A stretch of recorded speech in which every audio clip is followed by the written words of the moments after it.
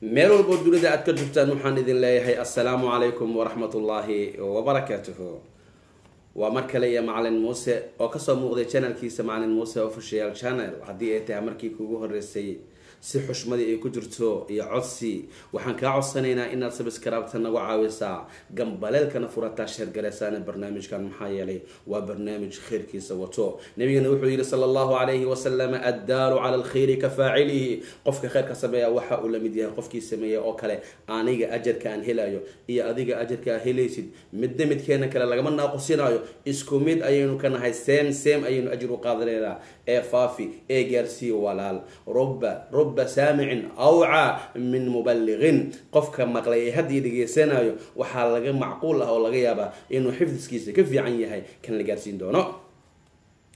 intaasi kadib maanta maxaa noo wadaa? mar haddaad aragti macalin muuse oo barnaamij cusub aan wadaa ku leh, laba unbuu wadaa. ama wuxuu wadaa tafsiir axlaam oo macnaheedu yahay in aan fasiro riyo kugu soo noqnoqotay, ama in aan barnaamij cilaaji aan kuu sheegaa dhib ku haysto, mas, sixir, cayn, xasad, wax caynkaasoo kale ah oo aan kaa daweeya oo aan kuu sifeeya dawooyinkeeda. haddaba maanta waxa aan wadaa waxa ay tahay riyooyinka qaarkood oo ay dadku ay maleynayaan haddii ay ku riyoodaan in ay hoogeen oo ay halaagsameen, laakiin cagsigeeduna ay tahay riyadan dadka qaarkood haddii ay ku riyoodaan waxayba u maleeyaan inay tahay riyo xun oo bale ka dhacday, laakiin ma ahane kheyrkeeda ayay wadataa. talow maxay yihiin riyooyinkan dhowrka ah oo aniga aan soo koobay oo aan kusoo koobay 5 kaliya, laakiin ka badan haddii waa lasoo tira kooba way ka badanayaan, laakiin anigoo waqtiga ilaalinayo ayaan waxaan kasoo qaatay 5 riyo oo haddii aad ku riyooto aad moodayso inay xun yihiin, laakiin riyooyin fiican oo ilaahay lama hadiyo oo aad isleedahay allow caawo markuu macalin muuse fasilay kadib caawo maad ku riyootid oo yaa ku tusariyada caynkan oo kale aad leedahay ayaan ku wadaa.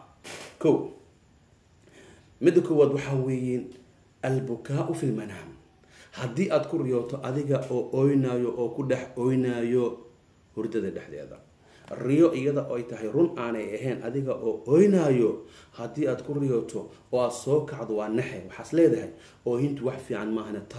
talow maxaa kugu soo socdo? maxaa kaa oohin doono? murug maa kugu imaan doonto? yaa kaa dhiman doono? maxay tahay dhibtaan? maxaad la oysay? maxaa riyadaada kaa ohoyey? inaad ku fikirtaa laga yaabaa, laakiin fasilkeeda saxa ah riyada ama hurdada oo lagu ooyaa iyada oo riyo ay tahay macnaheedu waxa weeyaan waa farxad weeyaan, farxad iyo waxa weeyaan iyo mataqaanaaye iyo ibtihaaj. waad farxaysaa, waad qoslaysaa, waad dhoola cadaynaysaa, wax war ku farxayaa kuu imaanayo, akhbaar saciidaa kuu imaanayso, aragti khayr laha kuu imaanayso, ama wax ishaadu ay ku doogsataad arkeen, ama wax dhigtaadu ay ku qabowsataa arkeen. haddaad ku riyooto adiga oo oynayo filmanaami riyada dhexdeeda waa khayr waaye, ha isdhihin maxaa kaa oohiyey. midda labaad dhegeysa marka. riyada labaad ayaa waxa ay tahay haddii aad ku riyooto adiga oo khiyaana zawjiya sameynayo. nin baa tahay, qofka riyooday waa nin, waxaad ku riyootay xaaskaaga oo ku khiyaanayso, khiyaano ku kaxayso. khiyaanada haddii doonto ha ahaato Google dhaaf, haddii doonto ahaato khiyaano kale oo ay been kuu sheegtay iyo wixii lamid ah. waxaa laga yaabaa markaad hurdada kasoo toosta inaad istiraahdo talow maxay kugu khiyaanaysaa? maxay kugu maagan tahay? maxay tahay khiyaanadan ee wado ay kuu maleegayso? qoftan adigana daacada u tahay iyadana waa ay ku khiyaanaya miyaa? sidoo kale gabadha iyadana haddii ay ku riyooto ninkeeda oo khiyaanayo riyada dhexdeeda, iyadana waa lamid.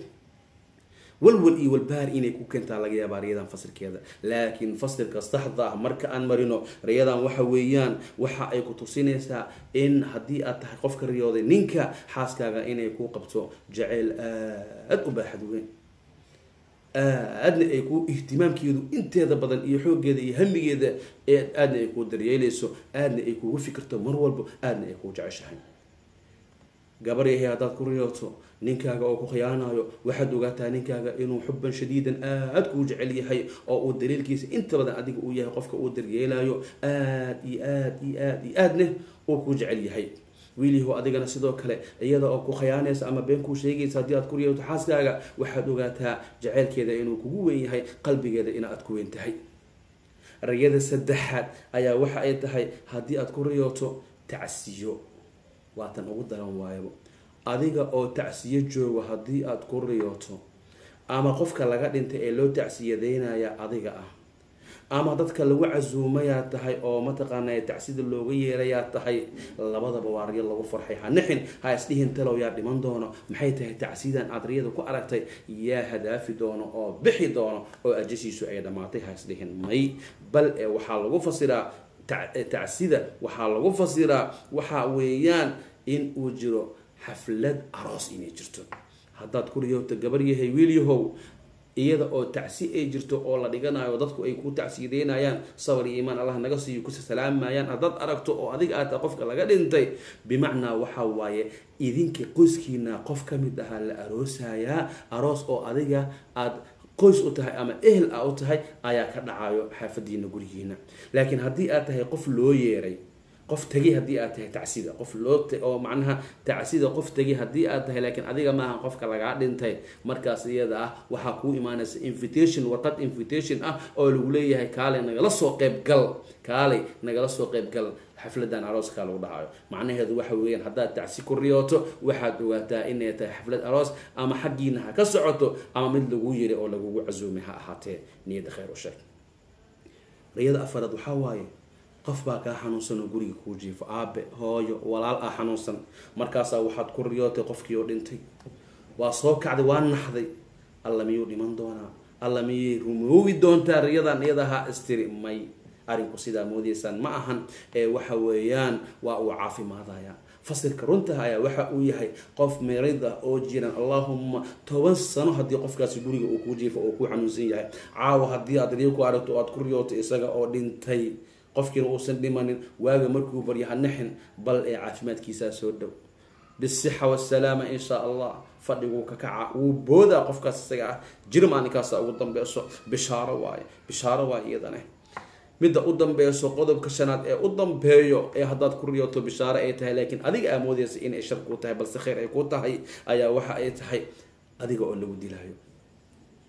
waxaad ku riyootay adiga oo lagu dilaayo, adiga oo qof mindi kugu dhuftay, xabad kugu dhuftay, ku xumeeyey, ku dilay, baangad kugu dhuftay, waran kugu dilay, toorey kugu dilay, wuxuu doonaa kugu dilay, adiga oo lagu dilaa ayaa ku riyootay.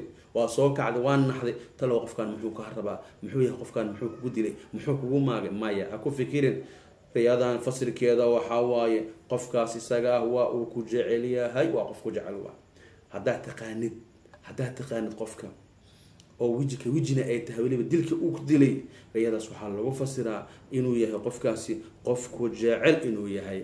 hal maray xuntahay dilka, qofka haddii gadaal inta kaaga yimid oo midida gadaal uu kaa geliyo ama xabadda gadaal uu kaaga soo tuuro, markaas iyadaa lama mahdayo, qofkaasi waa qof khaa'in ah oo dhagarwada ah oo habaar qabo waaye kaas isaga ah. laakiin haddii qofka horey uu kaaga yimaado, xabad ha kugu dhufto, mindi ha kugu dhufto, seef ha kugu kala gooyo, feer ha kugu dilo, wuxuu doonaa ha kugu dilay, horey ma kaaga yimid qofka, waxay tahay fasilkeeda riyadaasi iyada ah in aad tahay qofkaasi uu jecel yahay.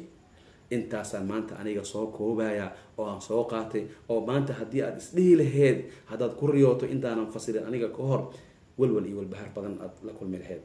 balse caawa waxaad ogaatay kiliibkan markuu kusoo gaaray kadib, waxaad ogaatay haddii aad ku riyooto 5 qodob oo kale ah, adiga oo oynayo, adiga oo khiyaano qaran, khiyaano zawjnimo ku kacaayo, khiyaano mataqaana family ku kacaayo, adiga oo lagu tacsiyadeynayo ama tacsiye lagaaga yeeray, adiga oo qof jiran oo xanuunsan geeridiisa ku riyooday, adiga oo lagu dilaayo. 5 riyo haddaad ku riyooto caawa kadib, waxaad ogaatay in ay yihiin khayr, dadka intooda badanna ee malayaan inay tahay shar.